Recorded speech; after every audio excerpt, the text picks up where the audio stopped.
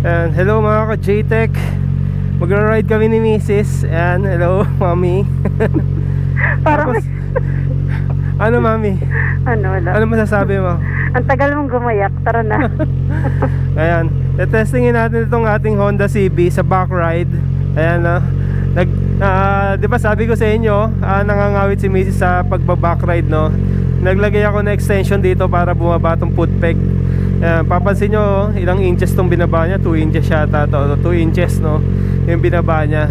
So, bababain pa kanya dito. Hindi siya masyadong naka-squat. Ayan, sa kabila. Ayan, nabibili yan sa Shopee or Lazada. Tapos at the same time, sa OBR, itetest natin to sa back ride ating Honda CB. Tapos yung fuel consumption na rin, kasi since napupunta tayo ng Tagaytay diretso, no? Tignan na rin natin yung fuel consumption nya. I-reset natin ito, yung trip A natin. Ayan, no? Kung nakikita nyo, no? Yung trip A nya, re-reset natin para mag-reset din yung liter per 100 km. May conversion to mga ka-JTech, no? Mamaya i-convert natin 100 divided by yung value ng liter per 100 km lang. So para makuha nyo yung kilometer per liter. Ayan, so reset natin. Ayan, napapansin nyo, di ba? 0-0 na. Trip A, 0-0, liter per kilometer, 0-0. So yung magiging reading niya, yun yung magiging actual natin ngayon for this ride. Ayan, naiinip na si Mrs. Naka-intercom kami. Napanood niyo yung vlog natin sa intercom, no? Ang ganda. Nakakapag-usap kami. Come on, let's go. Diba? Narinig nyo rin yung boses niya. Pogi, oh. Oh.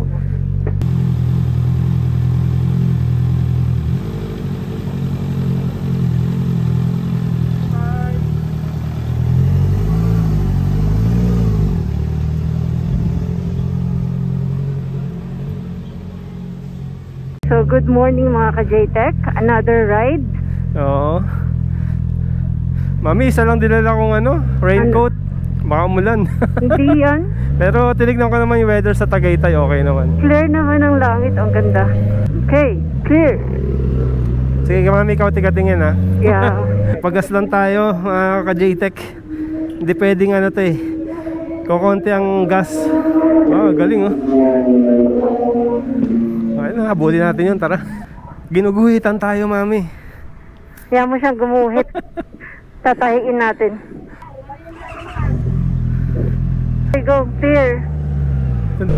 Kailangan ng high gear tayo para hindi ganong malakas sa gas. Yung liter per 100 km, the lower yung yung reading, the better, no?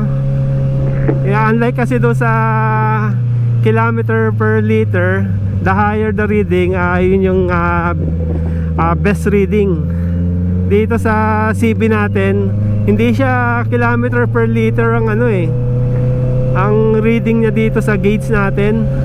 Nakaano siya, liter per 100 km. So pagka ganyan kasi, you have to convert pa yan sa may conversion factor yan. Parang 100 divided by value ng liter per 100 km. May mathematics na makikita mo sa sa CB mo. May mathematics pa to eh. Hindi ka makaanong iba. Yung CX 6R natin, yung Ninja, yung mga Kawasaki, saka yung Honda PCX natin, nakaano na kagad siya, kilometer per liter na. So rekta na kagad, makikita mo na yung ito. Ko-convert mo pa. Kamukha nito 7.8, mga yan, 14 km per liter yan.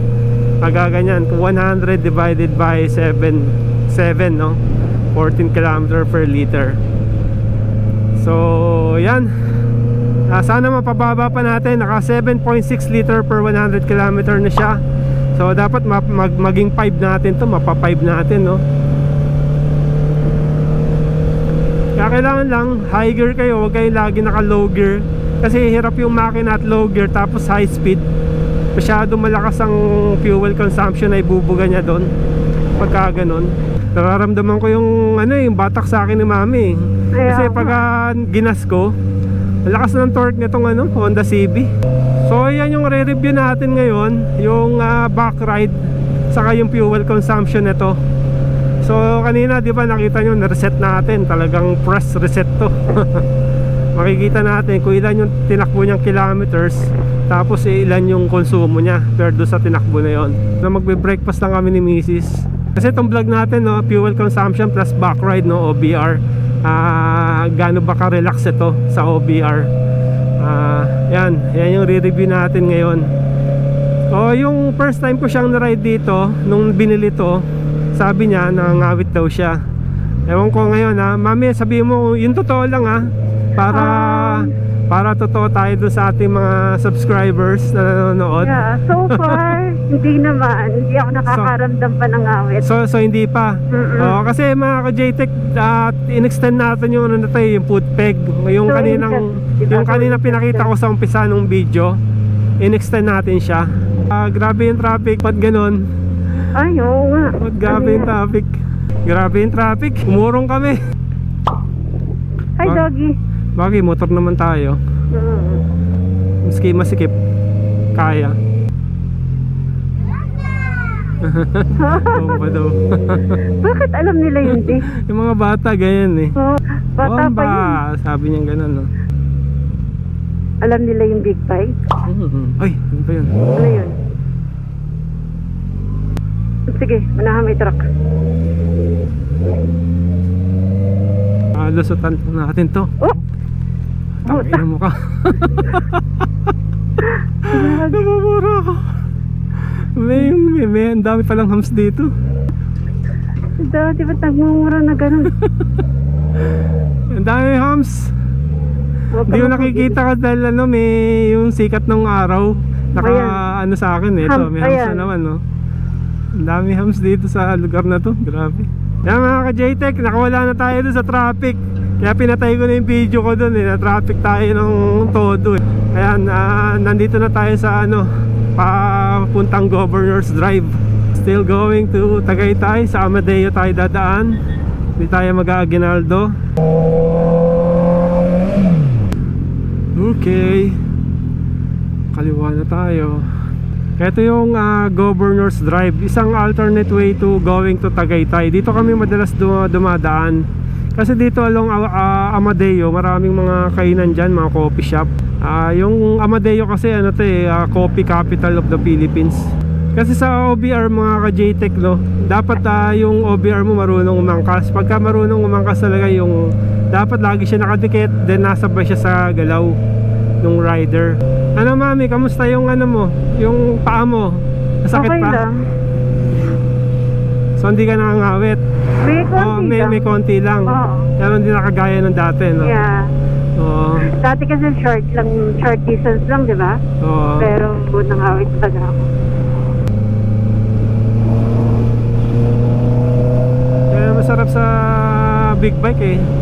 Ang lakas ng singitan eh.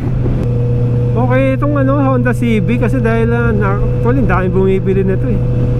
Kaya maraming owner ito, meaning maganda.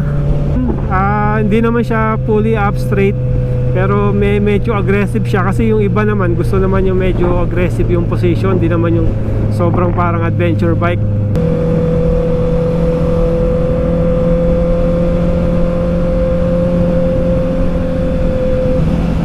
Hihila ako ni Macy's sa torque ni Honda CB.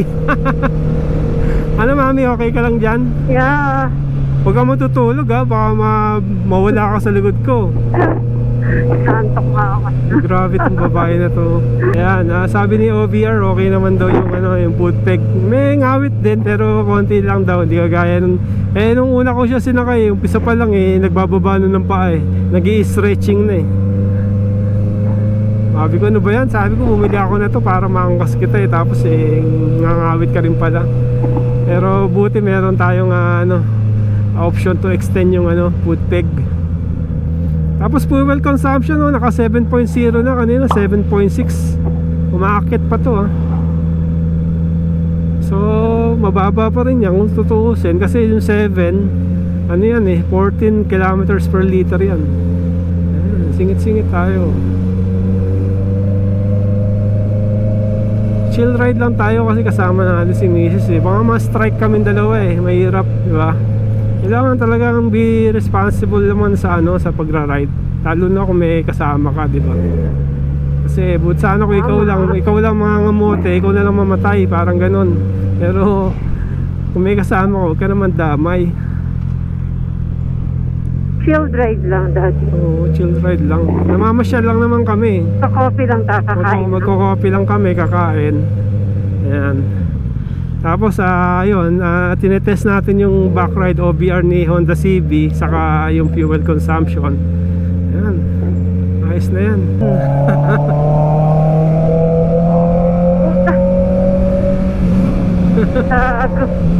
Masyado mabilis din. Yun lang. Para lang makalusot tayo doon sa dalawang mabagal sa unahan natin. Ayan, chill ride na tayo ulit. Yun yung yun yung mga advantage ng big bike, no, na malakas ang torque. Nakakasingit-singit ka ng ganun, ng mabilisan. Kasi pagka lalo na may na-overtakean ka, mahina yung batak ng sasakyan mo, aabutin ka nun. Kapit mami!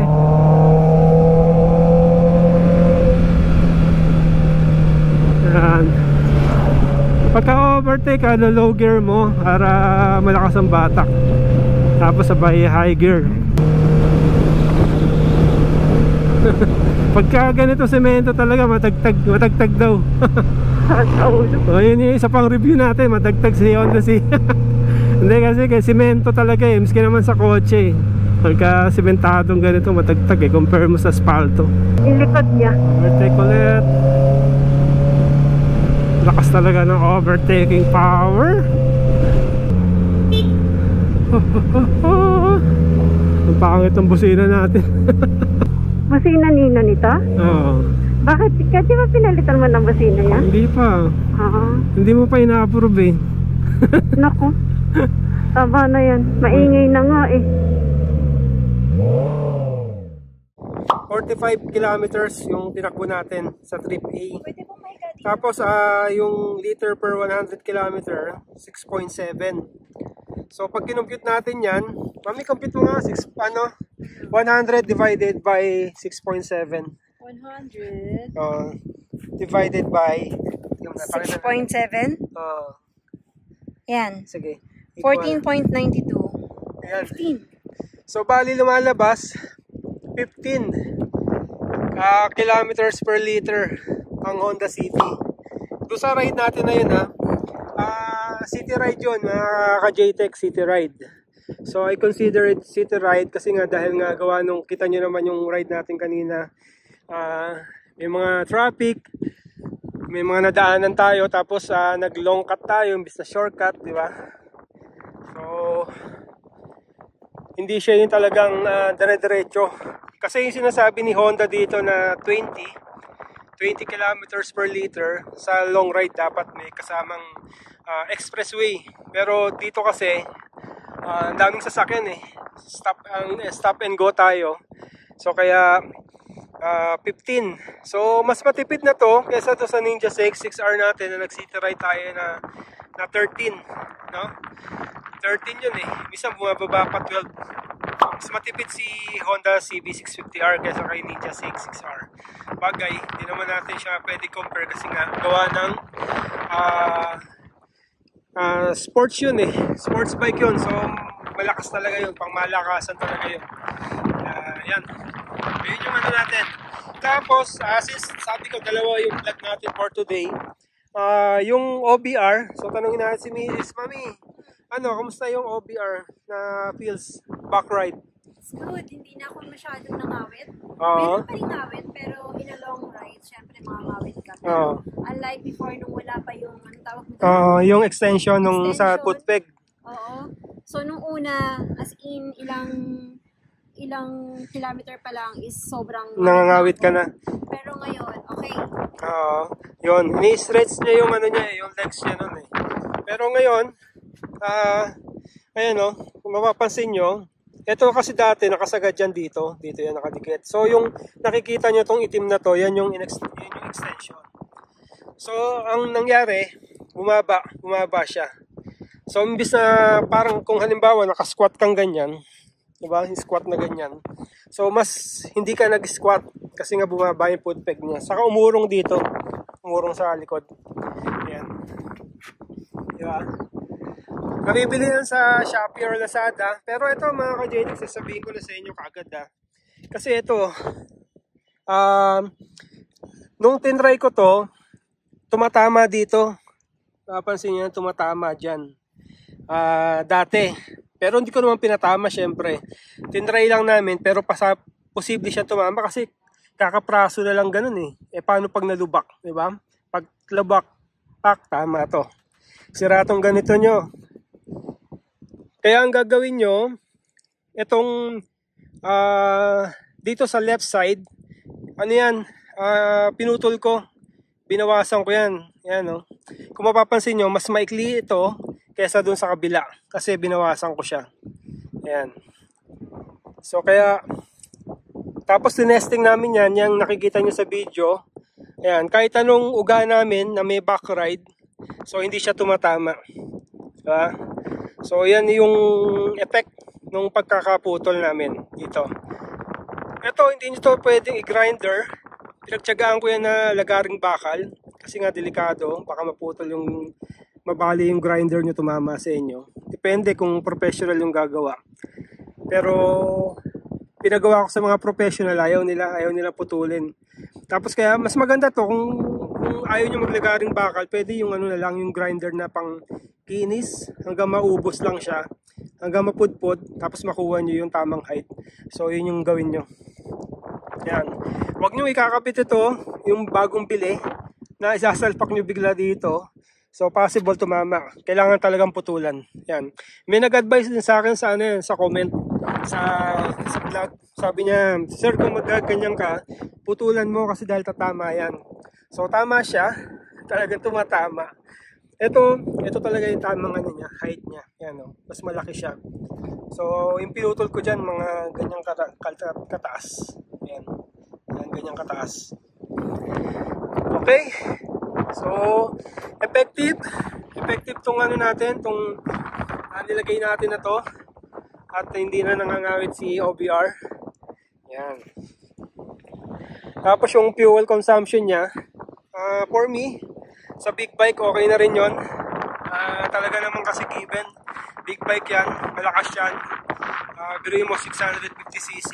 So tama na yung ano na yun, yung consumption na yon. Flashback. Ito yung final reading nung nakauwi kami sa bahay. Umabot din siya ng 6.0 liter per 100 km. So pagka dinivide mo yan, 100 divided by 6.0, ang lalabas dyan na conversion para sa kilometer per liter, 16.67. End of flashback. Kasi kung magkokotse ka, mas matipid na rin kasi sa kotse kasi minsan 12 lang eh. Pero ito, nakaka 15 ka. Pero pag nag long ride ka pa, mas kasi Ninja 400 ko before naka 27 kilometers per liter ako dun eh. Ito, susubukan natin, babiyahin natin ito ng Nueva Ecija para makita natin. Diba, Mami? Yan Yan, pupunta kami sa Nueva Ecija, magra-ride kami. Surprise namin si Nanay na, Mami. Bigla na lang kami susulpot doon nakamotor. Magagalit yung si Nanay. Hindi, okay lang sa kanya. Alam naman niya yung paano tayo mag-ride. Chill lang. Yan, syempre pag kami kasama lalo tayo. Yan. Okay. So yun yung ating vlog for the fuel consumption and back ride. Yan. So next week, busy ha? Ganun eh, no? Sige, pag kami libre. Okay mga ka-JTech, yun lang yung ating vlog. Again, salamat sa panonood. Kung hindi pa kayo nakasubscribe, please subscribe JTech Moto TV sa YouTube. Tapos please follow me sa TikTok, Facebook, saka Instagram. Yan. Okay, salamat. Thank you for the support. Thank you for watching. Bye-bye. It's clear. Yes.